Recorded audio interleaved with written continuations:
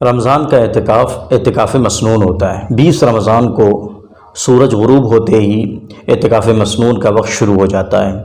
اب جو اعتکاف مسنون رمضان میں کرنا چاہے تو اسے چاہیے کہ 20 رمضان کو سورج غروب ہونے کا جو ٹائم ہے جنتری میں، معتبر جنتری میں، اس ٹائم سے 4-5 منٹ پہلے احتیاطاً مسجد میں حاضر ہو جائے، مسجد میں پہنچ جائے اعتکاف کی نیت کر کے، اور اس کے بعد اس کا اعتکاف شروع ہو جائے گا۔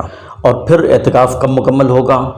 اعتکاف مکمل ہوگا جب عید کا چاند نظر آ جائے گا، جب اس بات کی تصدیق ہو جائے کہ عید کا چاند ہو گیا ہے تو اب اس کا اعتکاف مکمل ہو گیا، اب وہ مسجد سے باہر نکل سکتا ہے۔ یہ سمجھنا چاہیے کہ ہر محلے کی مسجد میں اعتکاف کرنا اہل محلہ کے ذمہ سنت مؤکدہ علی الکفایہ ہے، یعنی اگر تمام محلے والوں میں سے کسی نے بھی اس سنت کو ادا نہیں کیا، اعتکاف میں کوئی بھی نہیں بیٹھا، تو سارے محلے کے لوگ اس سنت کو چھوڑنے والے ہوں گے اور گنہگار ہوں گے۔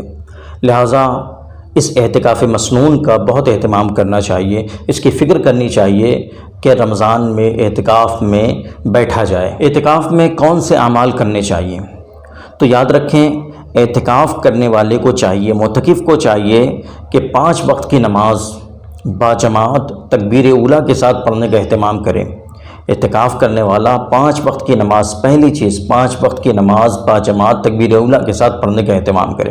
اسی طرح تراویح اور وتر کی جماعت میں بھی شریک رہے، قرآن کریم کی تلاوت، استغفار اور درود شریف کی کثرت کریں، زیادہ سے زیادہ قرآن پاک پڑھے، درود شریف پڑھے، استغفار کریں۔ اسی طرح اور جو نفل نمازیں ہیں ان کو بھی پڑھنے کا اہتمام کریں، چاش کی نماز، اشراق کی نماز، اوابین کی نماز، تہجد کی نماز، کوئی نماز اس کی چھوٹنے نہ پائے، نفل نمازیں۔ دعا کا بھی اہتمام کریں، فضول گوئی سے بچے، غیبت سے بچے، لغویات سے بچے، دینی مسائل سیکھے۔ یاد رکھیں کہ شب قدر کی تلاش یہ در حقیقت اعتکاف کا بڑا مقصد ہوتا ہے، لہٰذا طاق راتوں میں جاگنے کا اور جاگ کر عبادت کرنے کا بطور خاص اہتمام کرنا چاہیے معتکف کو۔